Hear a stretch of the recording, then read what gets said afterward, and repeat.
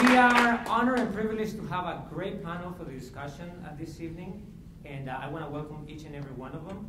Dr. Ramon Gutierrez, of course. I'm going to ask you to please have a seat at the electric chair. Okay. Thank you, and we'll start the discussion shortly. Bibiana Suarez from DePaul University. Bibiana, please have a seat. It is nice to have you. Let's give her a round of applause. By the way, each of you have a microphone, so please feel free to use it to make sure that everybody listens clearly. And Dr. Nena Torres from the University of Illinois at Chicago. Dr. Torres. Thank you very much.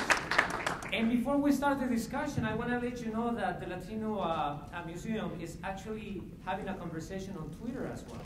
I noticed that they've been tweeting with the hashtag Museo Town Hall, so feel free to join. Okay, and feel free to express your feelings and your feedback, and we'll have a great discussion happening in the next couple of minutes. Now, let me explain to you how it's going to work. This discussion is not for us, it's for all of you. Your feedback is crucial for the main objective that we're trying to accomplish here. So we will have time for questions from the audience, okay? And we'll play by ear. I might ask one or two questions to the panelists, and then we'll go to the audience. Now, for the audience and also for the audience and the panelists that will be participating, I want to let you know that Elena Beverly, this lovely lady that is right here in the front, is keeping the time for us. Okay, so we're trying to keep every response from the panelists. We're trying to keep it for under 2 minutes. Okay, and for the audience, we want you to ask the questions that you want. Not Latino style, of course. A lot of times, we take very long questions, and the whole idea is to make sure that everybody has a chance to participate, okay? Because we only have 30 minutes. Does that sound fair enough? Yes? Okay, so start thinking about questions because we will be coming to you. And Dara, where is Dara? Please say hi to Dara, everybody. Hi, Dara. As you can see, Dara has a microphone. She will be going around providing the microphone to every member of the audience who has a question, okay? Very well, let's get started.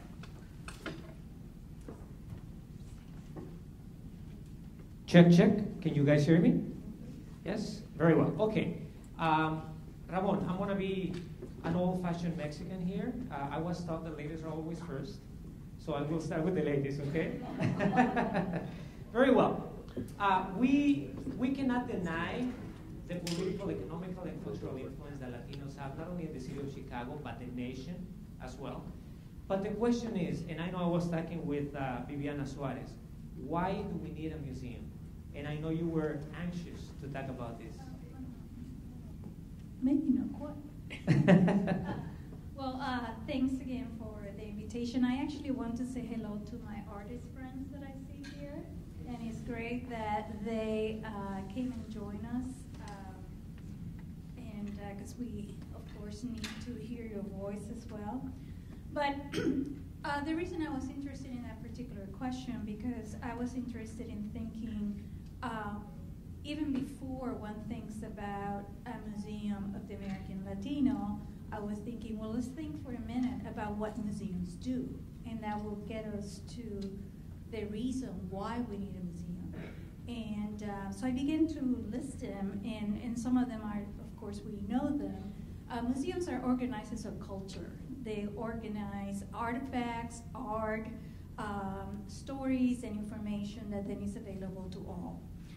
They're also preserve the culture, and that is a very strong mission that could serve us very well, to have a national museum that preserved our history in this country. Obviously, they educate the public, and I'm interested in the fact that museums provide many mirrors in which we can look at ourselves. One of the complaints we have had since the 90s, since the ideology of multiculturalism set up, is that we don't see artworks, we don't see objects, we don't see enough artifacts out there that echo our experience. So a national museum, together with the regional venues that we already have, will broadcast that in an even larger way. They're also definitely a form of entertainment and a place for Latinos to gather and to get to know each other. Because one idea that I would like to demystify is that we are community. We come from different countries and have different backgrounds, and there's different among us, and not always do we have the opportunity to get to know more about each other. So I think they do that. And last, that for all those reasons, the museum could be this really great umbrella organization that could serve as to connect the regional venues to then the platform that is in the national capital. Very well. So it is clear that we need a museum. Now, Dr. Ana Torres, here's the million-dollar question, right? What should be included in the museum? What part of Latino Chicago culture do you feel it's important to have included there? Because, I mean, our culture is so diverse in our food, in our music, you name it.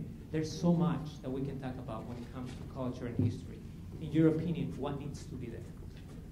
That is the million-dollar question, and I'm not going to answer it, okay? Because I really think that, I also want to thank the organizers, by the way. I think it's very important that you are here in Chicago. Chicago, I think, as you have said, is very unique in many ways. It is the first city where you had multiple Latinos communities here. The concept of Latino, which is a political project, Felix Padilla, a scholar, named it an ethno-political project, where we first came together. I think it heralded, in a certain sense, what was going to be happening in other cities as well. So I think that it needs process, okay? I think a museum cannot be created without there being very extensive conversations, not only regionally, but within our own communities. There is a report that was written that created the Latino initiative at the Smithsonian called Willful Neglect. And willful neglect basically, said we're missing from the American history. We're still missing. I mean, the New York Times does a magazine, end of the year, of people who have died. There was not one U.S.-born Latino, not Oscar de la Renta, not Juan Flores, not Elizabeth Peña. And, we can't even be imagined in the dead. How can we be imagined in the living? So I think that in a certain sense, is what the driving force. The question becomes, and I think it is the million-dollar question, this, and this is a suggestion since it's a town hall meeting, the Museum of the American Latino, why not the National Museum of American Latinos, okay? That there be a plural that opens up for exactly what you're talking about. That sort of, here it's very clear for us that we need to understand each other's difference. We also need to be very inclusive in the way that we tell our stories, because we tend to be very modernist in our perspective of we're the first, we're the only, we're the. It used to be that other people didn't include us in their monumentalist perspectives of the world. We even do it to ourselves. So I think we have to, I would urge there to be a process that allows for the multiple voices to come in, and for there to be national consortiums, okay? We have very important institutions here in Chicago that hopefully we'll be able to talk about. Inclusiveness is very, very important. You know what, I remember in 2010, I went up to my news director and I said, everybody talks about all the issues that Pilsen has, economic issues, violence issues, you name it, but nobody talks about the muralist movement. Started back in the late 60s, early 70s. And I said, why don't we do a special assignment about that? And so we did a series called Pilsen, Arte en el Barrio. And it was at that point that I realized, talking to a lot of the muralists, that many artists are left out. And we talk about inclusiveness here. So Dr. Ramon Gutierrez, what kind of institutional support do you feel artists have nowadays? And what do we need to do to make sure that all their effort and talent is included in the museum? Well, it's not clear. Well, let's put it this way. The federal government at this moment in time, I think, is really disinvesting in all sorts of creative activities that they used to support in the past. For example, the National Endowment for the Humanities and the National Endowment for the Arts used to disperse probably 5 times the amount of money that they now disperse to allow artists to flourish in their activities, to allow humanists to do their work, to bring high school teachers, college teachers together to become much more creative in the way they teach art, the way they proliferate art, the way they exhibit art. There were all sorts of programs for that kind of stuff. But gradually, schools are cutting, the budgets of schools are being cut, and what's cut out first? Physical education and art, or dance programs, or drawing programs, or music programs. And so the society at the moment doesn't want to be taxed for anything that has to do with the education of its public. And I think it's precisely for the issues that I think Nena raised a second ago, that as the Latino population has grown in the United States, as the Latino population has started to essentially flood the elementary and high schools, the public schools, the older electorate doesn't want to support increased taxes to address those populations. There's a really famous book that David Hayes Bautista wrote, who's a public health professor at UCLA. He wrote it in about 1988, and he forecast essentially what we see in the society today as to why people don't want to support the arts, why they don't want to support public education, why they don't want to be taxed anymore. And he argued that if you looked at the demography of Latinos in the United States, it was a population that was rapidly increasing. It was a very young population. That is, the median age of Latinos is only about 23. And that what you had juxtaposed to it was an aging white population in the United States that was on the average about 45 years old, that essentially was starting to near retirement.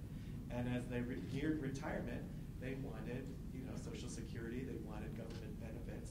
And yet the population that we're going to have to pay taxes to support that population was young, undereducated, under-resourced, essentially having very little upward mobility. So what you see is essentially the population not wishing to invest in these things. So obviously, it all comes down to money. And unfortunately nowadays, and Chuy, he already left, but he wouldn't say otherwise. The budgets that we have nowadays do not represent our demographics, and that is a big problem. Now, to be fair, recently, Chicago Public Schools, to give you an example, they introduced a Latin American curriculum that will be taking place. I wanted to ask you your input on that. How important do you think that is, and how efficient do you feel it's going to be? Well, I mean, I think that obviously anything that diversifies and brings in new knowledge is important, particularly knowledge that has been willfully neglected. That also the increased numbers, I think people want to see their own histories presented so that they can contest their histories, right? It's not just telling people this is what your history, we also need to give them tools to say, wait a minute, that doesn't quite represent me, we'd like to add something to it. So I think that it is, a lot of it is political, all right? And I think that, obviously Chuy's race has shown to the city of Chicago that there's at least 45% of the city's electorate that is interested in these issues, and there will be more to come. So how efficient in part will also depend on the resources that the teachers have. Will they be able to have access to materials in their classrooms? The origins of the National Museum of Mexican Art was precisely that. Teachers who did not have materials to teach Latin American history. We now have museums, we also have other institutions. So it is a concerted effort. I do think it's important to underscore what Ramon is saying. And it's not just the arts. It is a shying away and moving away from the public institutions across the board. Higher education, health, public schools, roads. Even the roads downtown, okay, have patches enorme. So there is a retrenchment of that commitment to the public. Art just being one of the most visible ones that we see that is being cut. Yeah, do you want to add to that? Yeah, because I was thinking as Nena's talking that it's also about how are we going to change that, right? Since there is this move towards privatization, perhaps it could start in our own communities or with our own population. I think that there is a growing numbers of Latinos that are quite successful now in their fields, investors that are financially capable to go behind a project like that. But if and I don't have data, I don't research the things, but just from experience and from hearing and talking to people, I think that unfortunately our communities, and once people reach and go up the ladder, they haven't had the opportunity to learn more about what is to collect art or what is to support a museum. Like, what is philanthropy about, and how could it benefit not only us, but how could it benefit me? So it could be a kind of partnership that I think a lot of people in the community don't know about. So perhaps we could start there. Very well. Tara, let's go with the audience, if you don't mind. We'd like to hear from you. Any feedback, questions that you have, this is the time to do it. Do we have any volunteers? Yes? Okay, here comes Tara. If you can please stand up, say your name and what your question or comment is. Thank you. So thank you all for being here. I have a question about scope. Oh, my name is Jaime Sanchez. I'm an undergraduate at the University of Chicago. I have a question about scope and this issue of diversity. If there is a museum, what can you perceive being the challenge in representing all of the different aspects? Will installation on, let's say, colonial New Mexico be as prominent as an installation on waves of migration in the 1960s? We've been here a long time. How do we apportion attention and resources to a community, a people that is so diverse and has been here for so long? Ramon, obviously prioritizing is definitely going to be a challenge, right? You know, I teach Latino history, and I have been for a number of years. And the way I started is with two little kind of mottos. The border, I didn't cross the border crossed us. And the second is, we are here because you were there.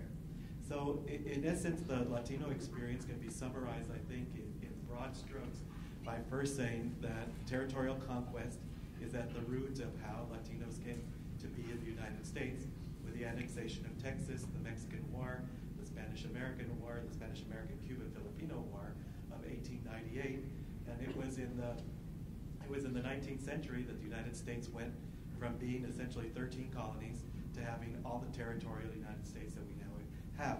The second is the process of immigration that started with Mexicans at the end of the 19th century. And so, I mean, you can get really lost if you do every specific ethnic group, every specific national group. And that's why I think you have to focus on broad themes and processes. For example, here in Chicago, I know the Mexican community is the largest, followed by the Puerto Rican. Both have an incredible and rich culture. How do we decide what goes in the museum? I mean, part of it is also that it could be cyclical, right? Not everything has to be shown all at the same time. I like this idea of having a broader scope. Yes. To begin with, but then you could have temporal exhibitions or changing exhibitions. And I like that idea because then it signifies a continuing questioning of who we are, well, what's the context? Because context is everything to explain who we are. So as changing exhibitions occur, there be a bigger conversation. Dr. Torres, Yeah. Innovation is important, right? Well, right, innovation is important, but also I think we need to think outside the box because we're talking to each other right now, okay? We have right now one of the historians of the Smithsonian who's just been named by our dear President Barack Obama, who doesn't want to deal with ethnicity, okay, in American history. And so we're really, the battle is huge, okay? So it's not only innovation, there is also, really trying to strategically think about what these bridges are. I mean, we were talking about immigration. The Smithsonian didn't even want to do an immigration exhibit. They wanted to do migration and immigration. So we came up with this idea of even like children, okay? Children migrants. We've had them, migrants and immigrants. Too controversial, okay? So I think first of all, we can't be afraid of controversy because it is the nature of humanity to have controversy. And secondly, we may want to think about a museum that's not a static, only in one place, but there really is a consortium of museums throughout. Part of the beauty that we have in Chicago is that we've got 3 or 4 different cultural places, okay? And why not think about a, sort of a more fluid structure that may have a center, if you will, or not a center, just a node, where it's many, many other nodes, which then can deal with some of these regional differences, differences within the regions. We're not permanent. And I think we should question the essence of museums, okay? Absolutely. Thank you for your question. Do we have anybody else who wants to ask a question right now? Okay, let's move on. I think that's very important. Recently, to give you an example, I went to Joliet Junior College. There was a Dreamers Conference. And Miss Sylvia Mendez, how many of you are familiar with Miss Sylvia Mendez? A lot of you. She was here. She came all the way from LA. When she was 8 years old in California, in Orange County, she wasn't admitted into a white school. And so eventually her case served as a model for Brown versus Board of Education. A lot of people don't know that. And it was so interesting to see that they attempted to have her story as part of the education in the California public schools. And back in the day, former Governor Suarez denied that. And so the students, they were high school students, by the way, they were fascinated with her story. And I think that shows the relevance of what you're saying, that having like a mobile museum, right, like exhibitions all over the country, and not to mention the innovation aspect is very, very important. Now, how do we start that? Well, I would disagree with that. That I'd like to see a national museum on the mall. I mean, to represent Latino or Latinos. I'm not saying that we shouldn't have that as well. Right. Okay. Right. No. But have like a branch, right, going from city to city. You could have a consortium of museums. All right. Yes, but how do we start that? Ramon? Well, the National Park Service has a big network of national parks, national monuments, individual sites that they always advertise, and I think you just have to create that kind of collective, that sense of that the Latinos are present and represent their culture very differently across the United States, from Miami to New York to Chicago to Los Angeles and San Francisco. The infrastructure is there.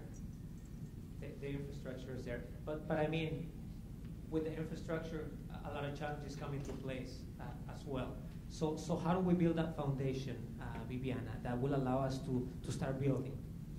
Well, I think that foundation is being built as we speak. It's part of what we're here, in the Friends of the Museum, I think, are doing a wonderful job of trying to create that foundation. But I think it really we can summarize in perhaps 3 words: politics, lobbying, to government to support this project, but it's education, and we're educating not only the communities outside of our communities, but also educating us.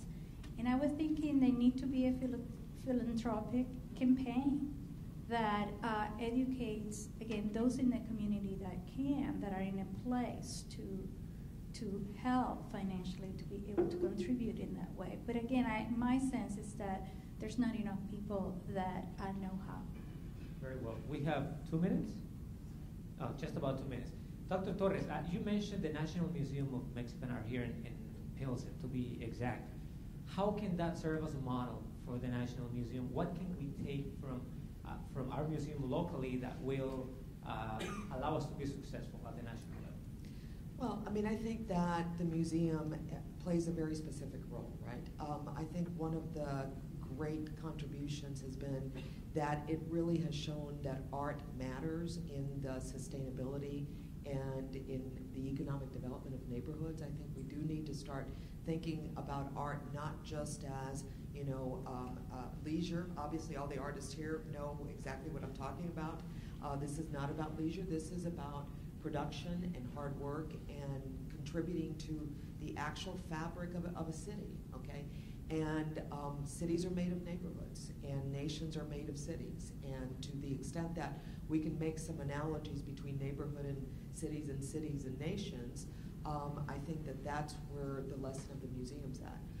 I also think that it is a museum that's only dedicated to Mexican art, and that is an expression, obviously. I think a national museum could not be that, all right? It would need to be more inclusive, but again, back to the idea of like a network. And by the way, the Smithsonian already has a network. You know, if you go to Memphis, you see the, you know, beautiful R&B, you know, and you can go to other places in the country.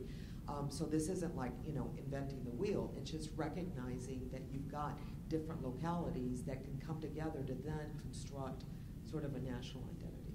Before we transition to the next panel discussion, I really want to get more feedback from the audience. It doesn't necessarily have to be a question. It could be maybe a suggestion. That's what we're here for. Okay, so we have Dara. Thank you very much. There you go. She goes to the mic. Anything that you might think of will be appreciated. Anything that can contribute to this? Yes, I wanted to make a suggestion, and this follows what Nena said. We have to think outside the box. I've always felt that the cultural world is kind of like disconnected in our community. We have the professionals and the artists, and somehow they don't connect. And if we're saying, how do we approach, how do we get started?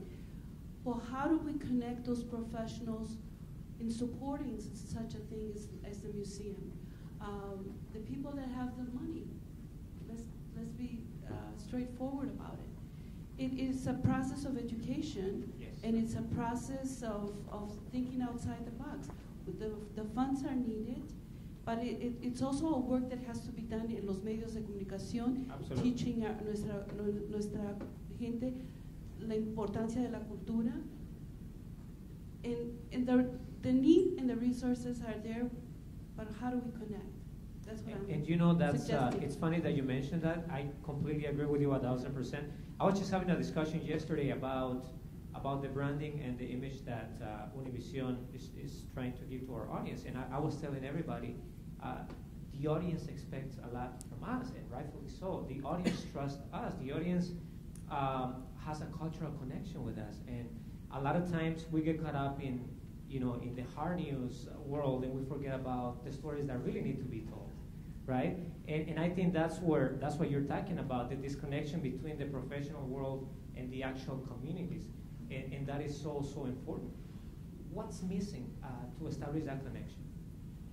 I'm actually thinking, and I'm glad that you're talking about connection, because one thing that we haven't mentioned enough are the artists, where the artist is. I mean, when there was a recent exhibition at the Smithsonian that was a survey of Latino art in their collection and through the country, and there was only one artist from the Midwest represented. Wow. So the connection could start happening with this need for visibility. And this is what we're doing today, making the project more visible. But I think the project eventually is going to make the communities, the artists, the historians, the others that will be represented more visible. Can I just jump in really quick, because I do want to make an announcement. Because of the exhibit that Bibiana is talking about, the Smithsonian actually has asked us to bring Latino art now to Chicago. It will be here in the spring of April 7th through 9th. We're hoping there'll be very broad participation. Many of you have already started to help us think about what we want to do, okay? I'm looking at the artist here, so I'll be passing around some information about that. And I mean, maybe I'm getting ahead of the ballgame here. Maybe we can do something prior to that to promote it, you know, so let us know. And just kind of going back to your point about the connection, when you go to Pilsen, for example, I don't want to make a commercial for anybody, but I went to this coffee shop. It's called La Catrina. And they have an art exhibition like every week from local artists. And I did a story about that. That's phenomenal, because in addition to that, you see the front wall, and there's a mural painted by Salvador. And so economic development, you provide jobs at the same time, your business is doing well, but you give local artists, most of them young, talented, future stars, an opportunity to exhibit their talent. So I think that's a good start point, right? The idea is that then those local artists then eventually could gain national visibility by Yes. then moving into a museum of that quality in the mall. And you know, you also see these kind of examples in Humboldt Park. I mean, with the Puerto Rican culture, you go around Humboldt Park and you see murals all over the place. The Puerto Rican Arts Alliance is also doing a phenomenal job with that. So I mean, I think the elements are there and the foundation is there, like you said, but we all need to do a better job connecting. Anybody else from the audience? We have another question or comment right at the end. I'm Cleopatra Alexander, and I served on the board of the National Museum of Mexican Art for 12 years, and I was one of the few and one of the first non-Mexicans or Latinos to serve on that board. And so I would encourage you to be also inclusive of those of us who need to learn more about the Latino culture and the diversity. And I think that those of us who are outside of your community could also argue for equity in seeing your community represented on the mall. I think that this is an issue that shouldn't be segregated to just the Latino community, but rather the argument should be made that for the strength of America, all of us should know this story. And in that way, I think that your presence would be strengthened and your argument could be made stronger. I would also say that, are you looking to that building, the building and arts former on the mall that just is renovated? Is that the space that you're looking for? Is that true? Estuardo, you want to answer that? Yes, it's the Arts and Industries building. Yes. So I think that is a great idea. My son used to have an office in that building. I think it is one of the most strategic things that you're doing, that you're taking a building that's already ready, and you can argue equity. We all know what building is going up across the way, and now is the time to strike. From an outsider's point of view, I think that you need to galvanize the resources immediately around the issue of equity, and the building's ready, and you should take it and move in right away, and worry about the details later. Within your different communities, I'm Greek. Greeks argue with Greeks. So I know these conversations can take a very long time and can become very complicated. But I think really this is the time to strike, because then the equity issue, it's just going to go, it's going to pass. That building might go to someone else. And I think that is a sense of urgency as an outsider. I point this out. Amen. Yes, yes. And you know what? Ramon will add on that, but I couldn't agree with you more, because people tell me at the station, Enrique, ¿por qué eres tan peleonero, right? Because every time they want to touch base on a Latino topic, go to Humboldt Park, go to Pilsen. And I'm like, what about the suburbs? I live in DuPage County, and this is very important, Estuardo. This is great feedback for you guys to take. In DuPage County, over the last decade, the Latino population has grown 60%. And so we cannot exclude them.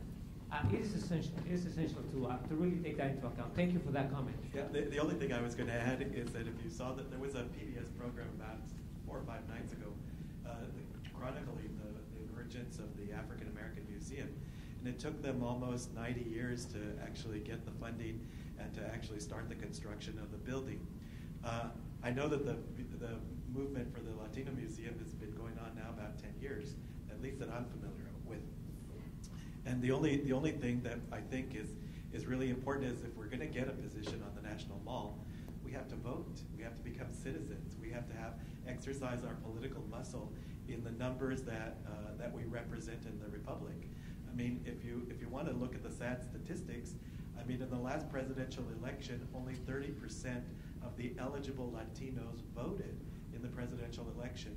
When you have statewide or non-presidential elections, you have anywhere from 10 to 15% of the Latinos vote. So there's a reason why we're not taken as seriously in Washington, and why, for example, if you saw the immigration reform bill that just essentially fizzled out this last year, the path to citizenship for Latinos was stated to be 13 years, which meant it was 3 presidential cycles that we were going to be eliminated from voting, and that was intentional. It was not just a random act. It was very intentional to make sure that the rising Latino population did not become enfranchised, did not get the right to vote, and did not participate in politics to the level that is equal to our numbers, and to be able to make the equity claims that you were making. We can make the equity claims, but when we don't vote and we don't become citizens and instead prefer to stay in that permanent resident category, it makes a big difference to our community. I know you're dying to make a comment. Yeah, I mean, I really do think, and I'm a political scientist, I would be the last one to say not to become citizens and vote. But even when we vote, we're still not recognized, okay? Yes. We were critical in the last, at least in Obama's election. Without us, he wouldn't be elected. So, and we're critical in certain states. So it's more than voting. And I think that is where, when we think of the liberal establishment that sets the imaginary in this country, the New York Times, the New Yorker, the New York Reviews, a book, okay, we're not there. And so I think that even a very strategic, campaign, just to deal with 2 or 3 of these, all right, may start opening doors in ways that would complement the voting. We talk about the education aspect. How can we educate other cultures about our cultures through the National Museum? That's very important. And I think that's the one area where we're really doing a poor job as a community. Wouldn't you agree? Yeah, No? but actually no, because we already have institutions, especially here in the city, that are doing just that. And also we have academic institutions that have programs just like what we have at the University of Chicago. We do have it also at DePaul and at University of Illinois. But are we doing the same in the suburbs, though? Because look, perhaps. Right. You go to the suburbs and then Cinco de Mayo, for example, Mexican Independence Day. Something as simple as that. Something as basic as that. And people don't know. And I Do think you know that's- that fiestas patronales in Humboldt Park are called the Puerto Rican Independence festivities? So there's a lot of misinformation out there. Yes. But actually, to me, education, that's the easy answer of the museum. Of course, once you have it, you implement the program. There's ways to do that. It's getting there. It's getting there. We have 2 more questions there. Excellent. Thank you. Thank you. Cristina Gomez from Northeastern Illinois University. I'm curious about the name, the National Museum of the American Latinos. Since so many Latinos don't usually use the descriptor American, many of us might feel ambivalent. Some of us don't have U.S. citizenship. How did that name come about? Was it strategic? What was the intent? Estuardo. I'm going to defer that question until we do that next panel. I'd love to take that one on because the next one actually addresses most of the challenges. Political is really part of that conversation. So happy to take that one on to the next. We have 2 more questions. Thank you, Estuardo. And it would not then be another question. My name is Laura Crote, I'm an artist. It is exactly on the same topic of the name. I do a lot of teaching in the schools, and my first question is about America. Do the kids really know that America is a continent? And they don't. They think America is the United States of America. So that is my question with the name. It's, again, kind of probably reinforcing this concept that America is the United States and not a big continent with so many countries and languages and history. You'll tackle that as well, Estuardo, on the next panel. Okay, very well. I was going to add to that. I've traveled all over the world. I'm 4th, 5th generation born Mexican American, South Chicago. And when I travel and I say, oh, I'm from America, they're like, no, we're American too. So I get that a lot. I just wanted to bring that up. Thank you. Thank you. We have a lot of questions, which is good. Hi, my name is Jorge Lara. Thank you, Jorge. Telemundo, Chicago. Well, as you were mentioning about education, I think part of, I've seen other exhibits where it deals with Latino culture or stuff like that. I think one of the one thing we haven't focused on as a Latino culture is the importance of keeping the Spanish language and in the family especially. There are many Latinos. I fortunately had parents that said, you will speak Spanish at home. I used to rebel against that, but you know what? I thank goodness that they did that. It wasn't an option, right? It was not an option. There are a lot of children. I mean, my nephews, my cousins now, their name is Jose Rodriguez, or Juan Lara, something like that. You can't spell their name in Spanish, can't say it in Spanish. I think that's part of our culture, a very, very central part of our culture. Very well said. Thank you. Javier. My name is Javier Salas, and I'm very happy to be here today. And one of the issues that has been posted on my Twitter account and on Facebook is about the kids' participation going to Washington moving forward. And it happens we have the American Latino Museum. My daughter is in Springfield right now, the capital. She's coming back actually. And that's the good news. But the bad news is that few of their classmates couldn't make it because they couldn't afford it to go to 3 hours from here. So how can we make sure that the museum is going to be willing to encourage students and supporting them so that the people, the most vulnerable people, can make it too? I'm very proud of my kids going to CPS, but there will be a lot of challenges. Thank you.